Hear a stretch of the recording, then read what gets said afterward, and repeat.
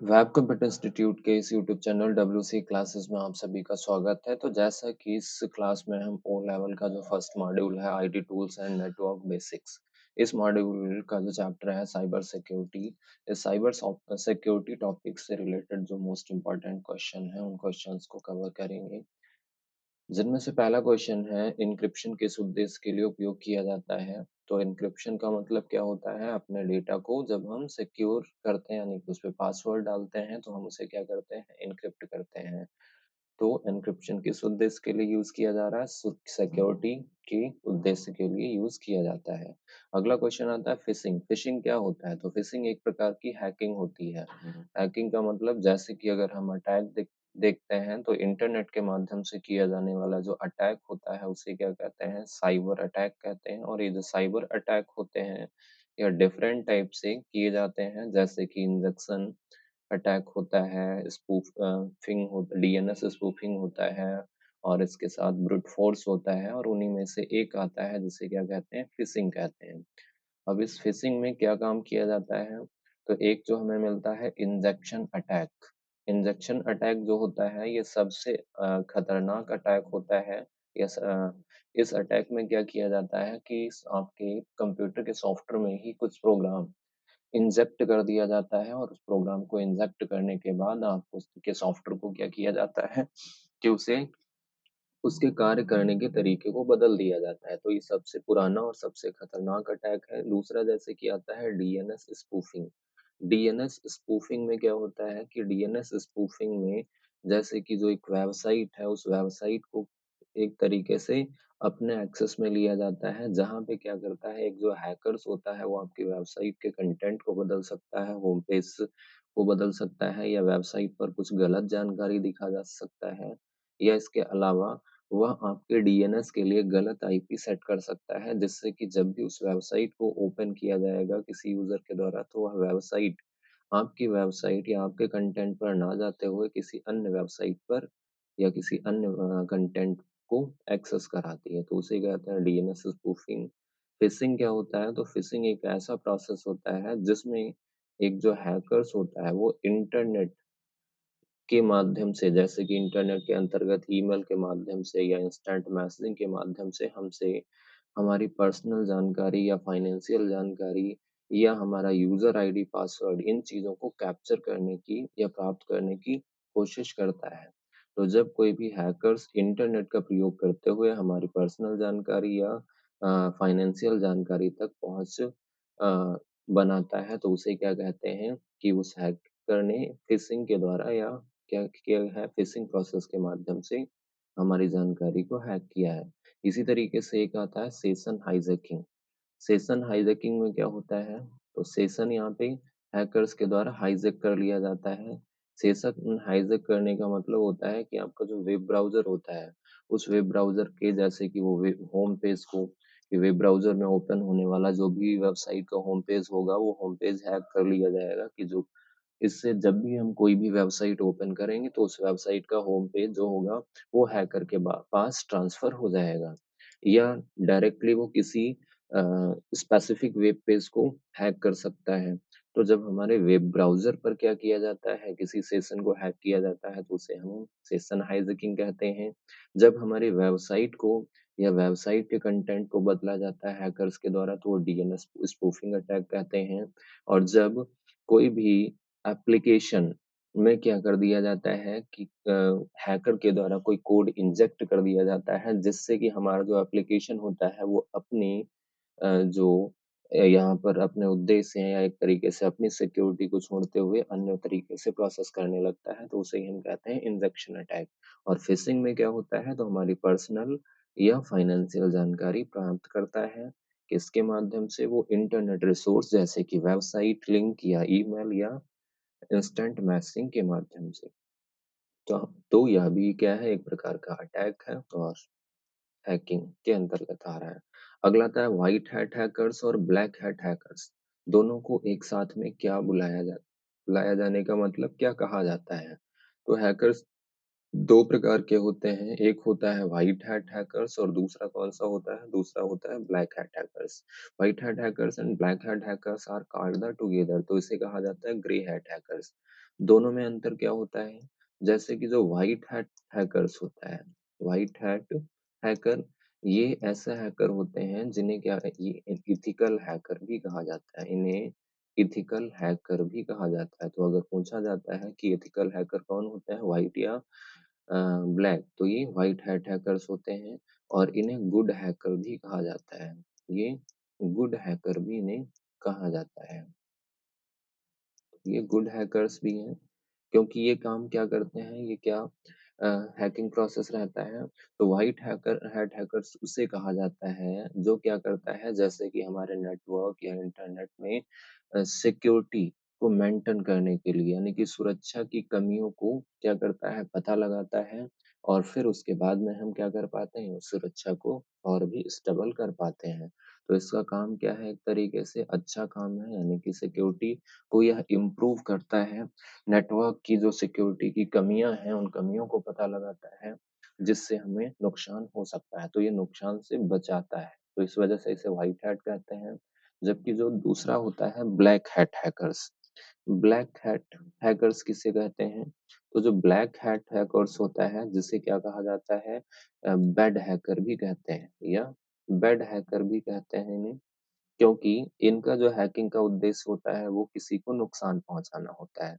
तो ये दूसरे की क्या कर रहे हैं, ये नेटवर्क की जो व्हाइट थे ये नेटवर्क की कमियों का पता लगा रहे थे। ये कमियों का पता लगाते हैं, कमियों को ढूंढना, इस तरीके से इनका काम रहता है। जबकि इनका उद्देश्य होता है दूसरों को नुकसान पहुंचाना, दूसरों को नुकसान पहुंचाना, नुकसान पहुंचाना। किसका? तो होगा ब्लैक का।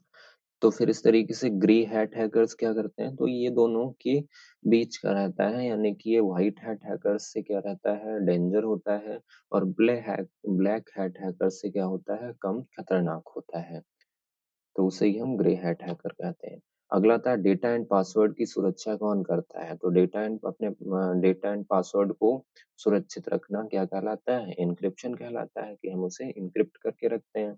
अगला था जब आप किसी सॉफ्टवेयर को स्टैक को जोड़ते हैं जैसे कि ऑपरेटिंग सिस्टम और अनुप्रयोग सेवा, तो मॉडल किस मॉडल में शिफ्ट हो जाता है? When you add a software stack, जब भी आप कोई सॉफ्टवेयर स्टैक जोड़ेंगे सच एज़ ऑपरेटिंग सिस्टम, जैसे कि ऑपरेटिंग सिस्टम या एप्लीकेशन, तो ऐसे में आपकी जो सर्विस होती है वो किस मॉडल पर शिफ्ट होती है?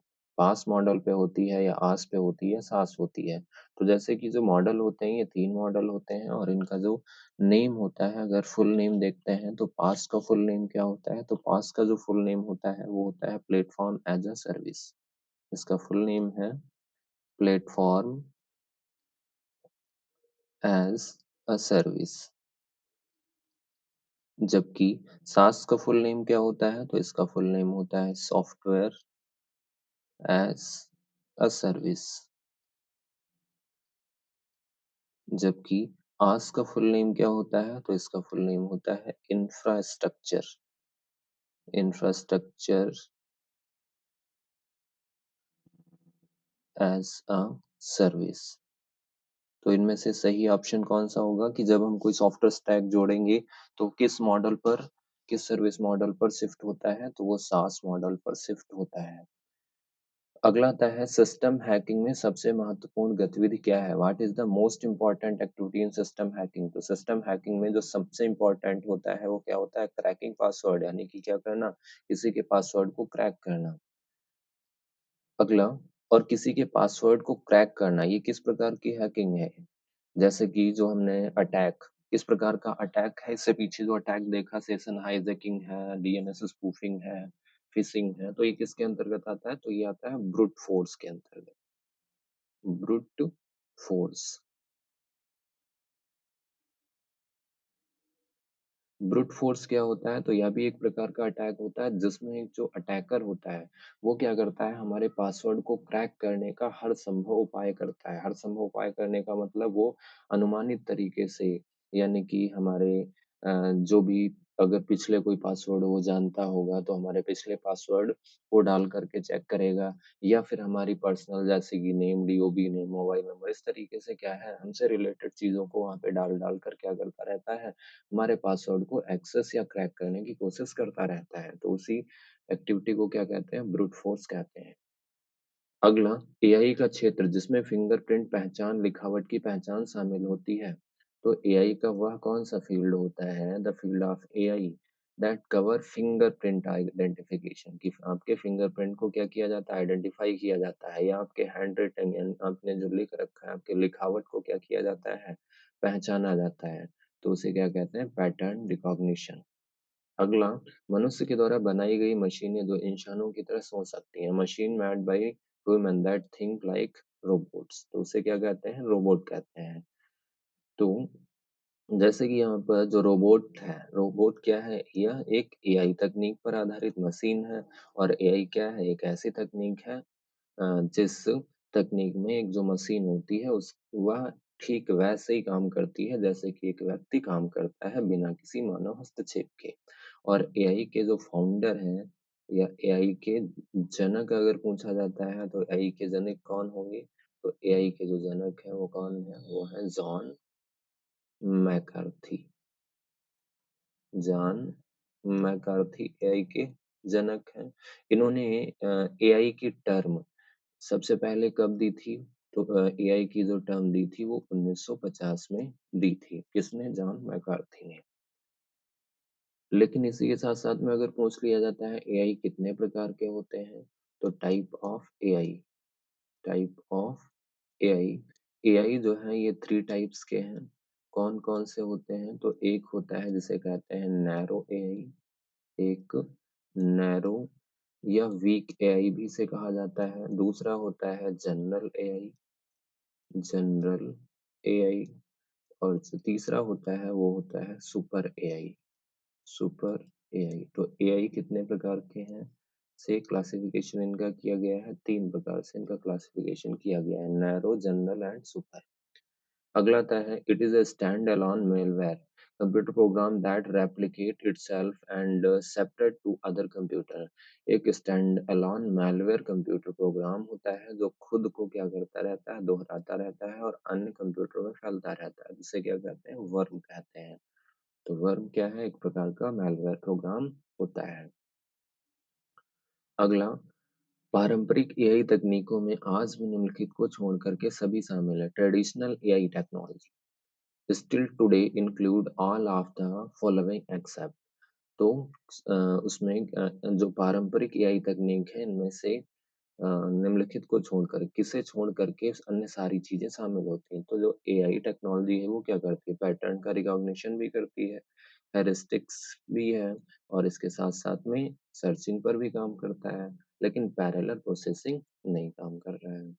अगला, यूजर गतिविधि पर नजर रखता है और पृष्ठभूमि में उस क्वेरी को किसी और को प्रेषित किया जाता है, नहीं, monitor user activities and transmit that information in the background to someone else. तो उसे क्या कहते हैं? स्पाईवेयर। ये क्या करेगा कि जो यूजर की एक्टिविटीज हैं उनको मॉनिटर करता रहता है।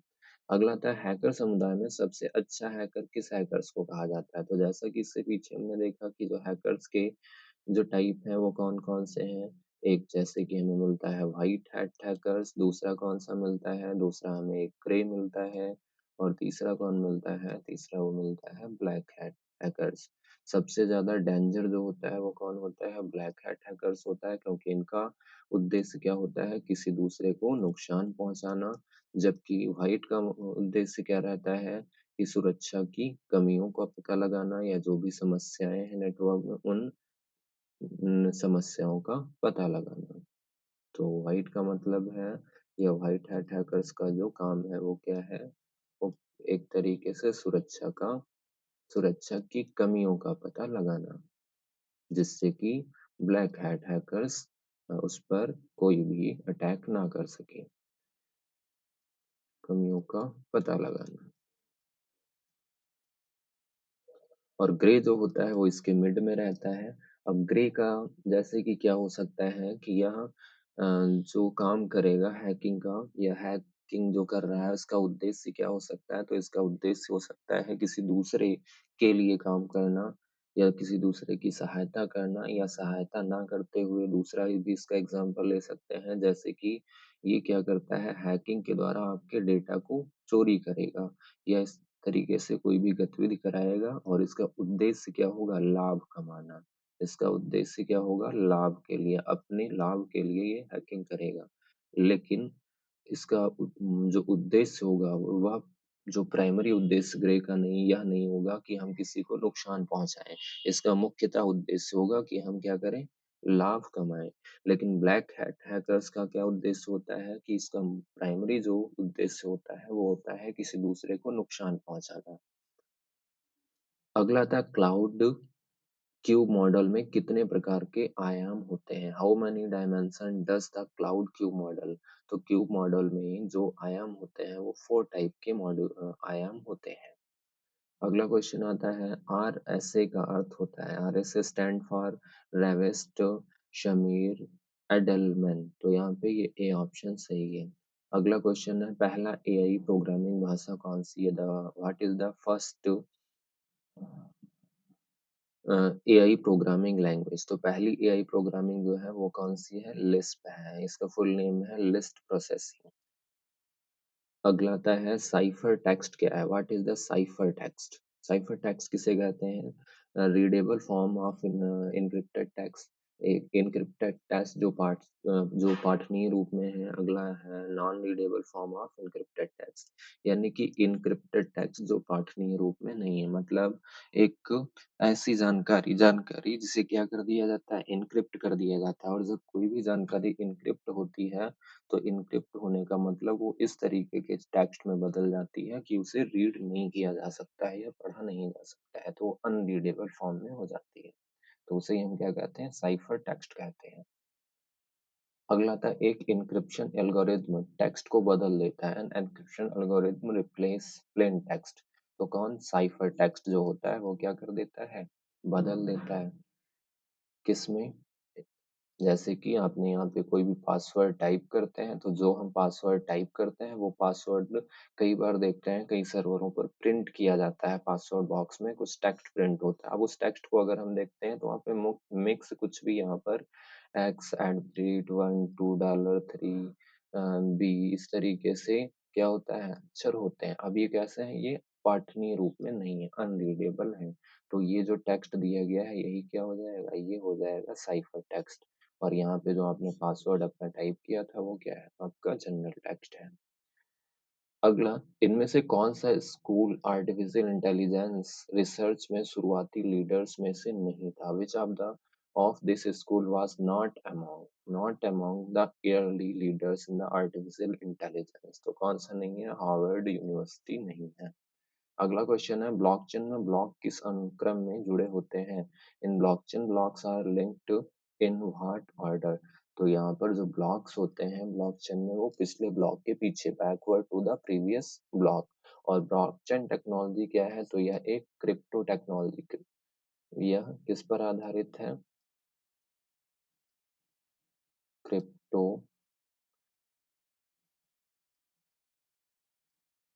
करेंसी तकनीक भी इसे कहा जाता है। और यह क्रिप्टो करेंसी तकनीक जो होती है, जो कि किसके लिए विकसित की गई, इसका मुख्यतः किस लिए उद्देश्य है? तो इसका इसे जो विकसित किया गया है वो मुख्यतः डिजिटल ट्रांजैक्शन के लिए किया गया है। जो हम डिजिटल ट्रांजैक्शन यूज करते हैं जैसे कि यूपीआई के माध्यम से, तो जो यूपीआई को सिक्योर बनाना, डिजिटल ट्रांजैक्शन को सिक्योर बनाने का जो काम करता है मुख्यतः वो कौन है, ब्लॉकचेन टेक्नोलॉजी है। अगला था, आपराधिक मानसिकता वाले व्यक्ति जो आतंकवादी संगठनों के लिए काम करते हैं और राष्ट्रों और अन्य गुप्त खुफिया जानकारी की चोरी करते हैं। तो criminal minded individual who work the terrorist organisation and steal information of the nation and other secret agency, तो उसे क्या कहेंगे, साइबर आतंकवादी। अगला आता है, निम्नलिखित में से कौन सी जगह ऑपरेशनल रोबोट को शामिल करने की सबसे कम संभावना होती है? तो वो होती है प्राइवेट फॉर्म में, जहाँ पे ऑपरेशनल रोबोट को क्या किया जा सकता है कि शामिल नहीं किया जा सकता है। अगला निम्नलिखित में से कौन-सा शब्द रोबोट भुजा के बाएँ-दाएँ आंदोलनों को संदर्भित करता है? आंदोलनों का मतलब हो जाएगा मूवमेंट।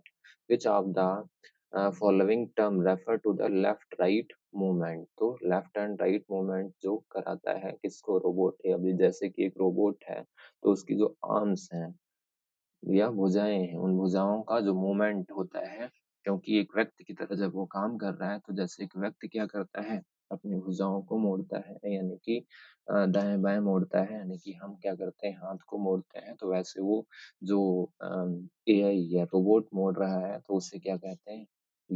यानी कि कहा जाता है।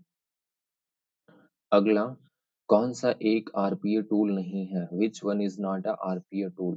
तो यहाँ पे हैंड लूप जो होता है, वो हैडूप जो होता है, यह आरपीए टूल नहीं है। अगला, उस कंप्यूटर प्रोग्राम का नाम क्या है जो मनुष्य की विचार प्रक्रियाओं को अनुकरण करता है? What is the name of the computer program that simulates the thought process of human being? तो उसे कहते हैं एक्सपर्ट सिस्टम।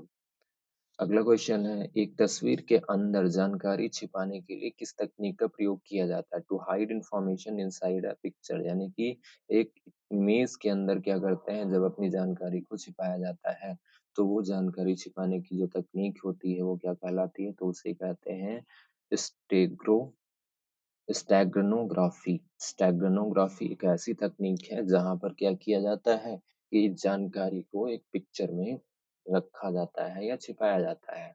अगला आता है सिफर आर्ट ऑफ टुडे को राउंड साइफर कहा जाता है क्योंकि इसमें शामिल होते हैं the cipher of today The cipher of today are called round cipher because they involve multiple round. तो ये क्योंकि ये क्या है, इसमें क्या इन्वॉल्व होते हैं? मल्टीपल राउंड इन्वॉल्व होते हैं।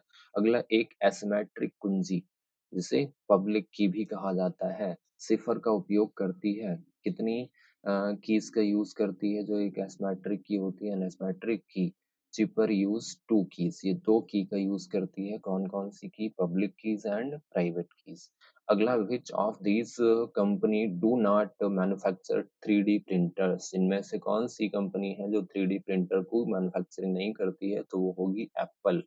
अगला क्वेश्चन है, एक तस्वीर, ड्राइंग, वीडियो या दृश्य छवि में वस्तुओं और आकृतियों की पहचान करने की प्रक्रिया है जिसे क्या कहते हैं? छवि विश्लेषण, यानी कि इमेज एनालिसिस। तो जो क्या कर रहा है, इमेज को या फोटो का विश्लेषण कर रहा है। अगला, अपराधियों के कंप्यूटर से हटाई गई या क्षतिग्रस्त फाइलों को पुनर्प्राप्त करना और पढ़ने की क्षमता क्या होता है? Computer forensics. तो कंप्यूटर फॉरेंसिक्स के माध्यम से क्या किया जाता है कि जैसे कि कोई भी अपराधियों के द्वारा कंप्यूटर से जो भी क्षतिग्रस्त फाइलों को हटाया गया जाता है या पुनर्प्राप्त किया जाता है। अगला आता है क्रिप्टोग्राफी शब्द। क्रिप्टोग्राफी शब्द क्या है? तो यह है गुप्त लेखन, सीक्रेट राइटिंग। अगला आता है रोबोट सेंसर से रोबोट नियंत्रकों को भेजी जाने वाली जानकारी का नाम क्या है? तो उसे कहते हैं प्रतिपुष्ट। जैसे कि जो रोबोट सेंसर होता है, यानी कि सेंसर जो होता है, वो क्या करता है? कंट्रोलर को क्या करता है? जानकारी भेजता है। जैसे कि यहाँ पर सेंसर लगा हुआ है, सेंसर क्या करेगा? जानकारी को कैप्चर करेगा। और यहाँ पे लगा होता है कंट्रोलर, कंट्रोलर और फिर आगे क्या है? अगला मैकेनिज्म काम कर रहा है। अब यहाँ से क्या होगा? सेंसर एनवायरनमेंट के डेटा को कलेक्ट कर रहा है और कंट्रोलर को इंस्ट्रक्शन भेज रहा है। इंस्ट्रक्शन भेज रहा है, कंट्रोलर क्या कर रहा है? अगले डिवाइस से वर्क करा रहा है। लेकिन ये यहाँ से क्या लेता रहता है? ये जो डिवाइस काम कर रही है, इसका फीडबैक लेता रहता है। तो ये फीडबैक लेता रहेगा और जब फीडबैक में देखेगा कि यहाँ पर जो एनवायरनमेंट में उतना बदलाव हो चुका है जितना बदलाव हमें करना था या जो इच्छित बदलाव हो चुका है, तो ऐसे में यहाँ से सेंसर क्या कर देता है? तुरंत कंट्रोलर को इंस्ट्रक्शन दे देता है और कंट्रोलर क्या कर देता है? इस मशीन को या यहाँ पर डिवाइस को बंद कर देता है। इसके लिए जैसे कि आप एसी को ले सकते हैं कि यहाँ पर सेंसर लगा हुआ है, आपने एक टेम्परेचर सेट कर दिया। अगर आपने टेम्परेचर जैसे कि हमने अ, अ, 25 सेट कर दिया, तो 25 तक क्या होता है? एसी वर्क करती है, यानी कि 25 का टेम्परेचर वो मेंटेन करके रखती है। तो वहाँ पे सेंसर लगा हुआ है जो एनवायरनमेंट में क्या टेम्परेचर है, उसे मापता रहता है और कंट्रोलर को बताता रहता है। जैसे ही इससे पता चलता है कि हमारा जो टेम्परेचर है वो इतनी रेंज पर पहुँच चुका है यानी 25 पहुँच चुका है, तुरंत ये क्या कर देता है, तो ये कंट्रोलर को इंस्ट्रक्शन देता है और यहाँ से एसी जो होती है वो क्या होती है, डिम्ड हो जाती है या एक तरीके से वह कूलिंग करना या अ, रोक देती है, वो स्लीप मोड में आ जाती है। तो प्रतिपुष्ट पर का ये काम कर रहा है यानी कि फीडबैक पे काम कर रहा है। अगला आता है निम्नलिखित में से कौन सा शब्द रोबोट ऊर्जा की घूर्णी गति को संदर्भित करता है? Which of the following term refer to the rotational motion of the robot arm? तो उसे क्या कहते हैं? रोल कहते हैं।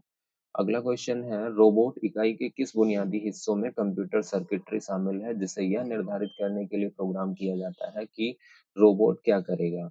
विच of the basic part of a robot unit would include the computer circuitry that could be programmed to determine what the robot would do. तो यहाँ पे क्या होता है कंट्रोलर यानी कि रोबोट की वह कौन सी बुनियादी इकाई होती है जिसमें कंप्यूटर सर्किटरी शामिल है या निर्धारित करने के लिए प्रोग्राम किया जाता है रोबोट क्या करेगा। तो उसके लिए क्या है कंट्रोलर लगा हुआ, कंट्रोलर क्या करता रहेगा, रोबोट को कंट्रोल करता रहेगा। अगला किस प्रकार का हमला एक धोखाधड़ी सर्वर का उपयोग रिले एड्रेस के लिए करते हैं? What type of attack use a fraudulent server with a relay address? तो वो होता है MITM।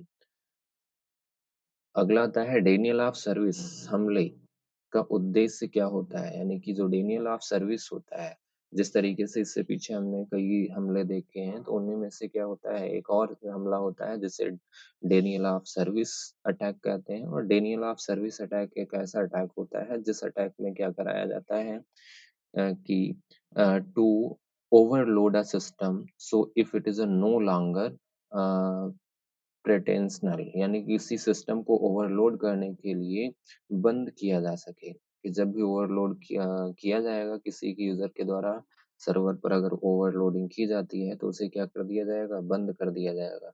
इसका सीधे शब्दों में यह है कि जब सर्वर पर किसी इच्छित यूजर के लिए क्या की जाए, सर्विस को बंद किया जाए, तो उसे ही हम क्या कहते हैं, डेनियल ऑफ अटैक कहते हैं। कि हम क्या कर रहे थे, जैसे कि आपने एक व्हाट्सएप को ही ले लेते हैं या टेलीग्राम को ही ले लेते हैं, वहाँ पर जो उसके सिक्योरिटी या पॉलिसी हैं, उन सिक्योरिटी या पॉलिसी के अगेंस्ट अगर आपने कोई काम किया है या ऐसा कोई मैसेज या कुछ ऐसा करते हैं, तो ऐसे में क्या कर दिया गया है, टेलीग्राम के द्वारा आपके मोबाइल नंबर को बैन कर दिया गया है। और अब जब वहाँ पे दिखा रहे हैं, दोबारा उसे लॉगिन या रजिस्टर करने की कोशिश कर रहे हैं, तो वो दिखा रहा है your mobile number is band या आपके नंबर को दिखाते हुए बताता है इस नंबर को बैन कर दिया गया है। तो इसका मतलब आपके नंबर पर क्या किया गया है, डेनियल अटैक किया गया है, जिससे कि आपके उस नंबर के लिए उस प्लेटफ़ॉर्म पर सर्विसें ब्लॉक हैं या बंद हैं। अगला था किस प्रकार का हमला एक धोखाधड़ी सर्वर का उपयोग रिले एड्रेस करते हैं? What type of attack use a fraudulent server with a relay address? तो वो भी है MITM। अगला आता है सर्जन मैनुअल के बजाय कंप्यूटर के माध्यम से उपकरणों में हेरफेर करने करके नाजुक ऑपरेशन करते हैं। तो जैसे कि जो सर्जरी के लिए जो डॉक्टर्स हैं वो कंप्यूटर के बजाय क्या करते हैं, जो डिवाइसें होती हैं उन डिवाइसों का प्रयोग करते हुए वो छोटा से छोटा क्या करते हैं, ऑपरेशन करते हैं। तो इस तकनीक को क्या कहा जाता है, तो उसे ही कहा जाता है कंप्यूटर फॉरेंसिक्स। अगला आता है FDM। FDM क्या होता है? तो FDM को अगर हम देखते हैं क्या है FDM, fuse deposition modelling, fuse deposition modelling ये इसका पूरा नाम है। अगला है कौन से प्रोग्राम का उपयोग अप्रत्यक्ष रूप से उन कार्यों को पूरा करने के लिए किया जाता है जो अनधिकृत यूजर सीधे पूरा नहीं कर सकते हैं? तो वो होता है ट्रोजन हॉर्स। अगला क्वेश्चन है जानकारी को अनधिकृत पार्टियों से प्रकट होने से बचाना, protect information from being disclosed to unauthorised parties, तो उसे क्या कहते हैं, कॉन्फिडेंटली कहा जाता है। फिशिंग से बचने के लिए आपके वित्त पासवर्ड यहाँ पे पासवर्ड को बदलने के लिए क्या सिफारिश है? To protect against phishing, what is the recommendation for changing your finance password? तो इनमें से जो रिकमेंडेशन है, नो नीड टू चेंज, बदलने की पासवर्ड हमें बदलने की आवश्यकता नहीं है, तो आवश्यकता है तो हमें क्या करना चाहिए? एवरी लगभग प्रत्येक 1 से 2 महीने तक पासवर्ड को बदलते रहना चाहिए। इसके साथ साथ में पासवर्ड के कुछ नियम है कि हमेशा क्या करना चाहिए? एक स्ट्रॉन्ग पासवर्ड यूज करना चाहिए, स्ट्रॉन्ग पासवर्ड का प्रयोग करना चाहिए। इसके साथ-साथ में जो पासवर्ड हो वो हम कोशिश करेंगे कि हमारा नाम या हमारे पर्सनल डेटा से मैच ना हो रहा हो, जिससे कि किसी भी अ, हैकर्स के द्वारा ब्रूट फोर्स अटैक ना किया जा सके, यानी कि अनुमान ना लगाया जा सके। अगला आता है किसी वेबसाइट के सुरक्षित होने को कौन सूचित करता है कि वेबसाइट सुरक्षित है? तो वो कौन है? एचटीटीपीएस। एचटीटीपीएस का फुल नेम क्या होता है? तो उसका फुल नेम है hyper text transfer protocol secure. और यह एचटीटीपी का ही क्या है? एक्सटेंडेड या सिक्योर वर्जन है। जब क्या किया जाता है? एचटीटीपी को एसएसएल पर रन किया जाता है तो उसे क्या कहते हैं? तो उसे कहते हैं एचटीटीपीएस।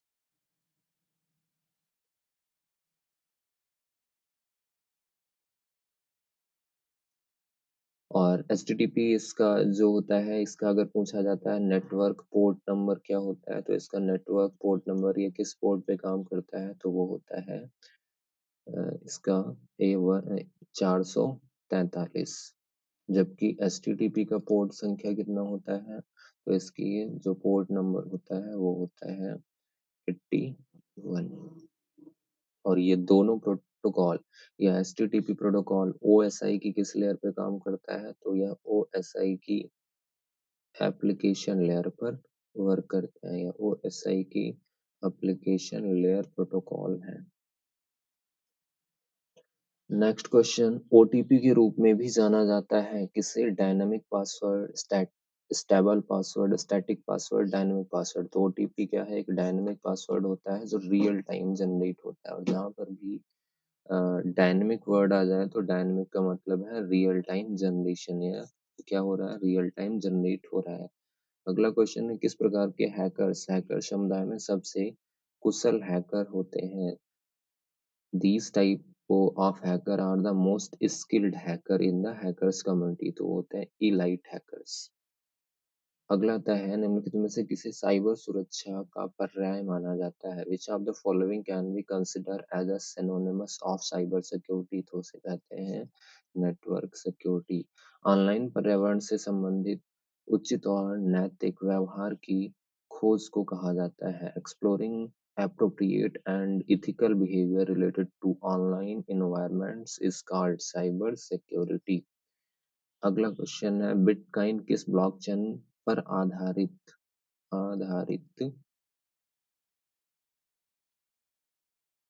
है? Bitcoin is based on which blockchain technology? तो ये पब्लिक पर आधारित है। अगला इंक्रिप्शन के माध्यम से निम्नलिखित में से किसे निजी संचार माना जाता है? To protect against phishing, what is the recommendation for changing your financial password? तो होता है क्रिप्टो मैसेजिंग। अगला क्वेश्चन है इनक्रिप्शन के माध्यम से निम्नलिखित में से किसे निजी संचार माना जाता है? Crypto messaging. तो ये रिपीटेड क्वेश्चन है, क्रिप्टो मैसेजिंग ही है। जैसे कि साइबर सिक्योरिटी से रिलेटेड टोटल 50 क्वेश्चन ही हैं, जिनको आप क्या कर लेंगे? सही तरीके से, अच्छे तरीके से तैयार कर लेंगे। जिसके बाद हम अगला जो आएगा फर्स्ट मॉड्यूल की सीरीज का जो अगला वीडियो रहेगा या अगली जो क्लास रहेगी, जिसमें कोशिश करेंगे लिब्रे ऑफिस से रिलेटेड जितने भी इम्पोर्टेंट क्वेश्चन होंगे वो क्वेश्चंस कवर करेंगे।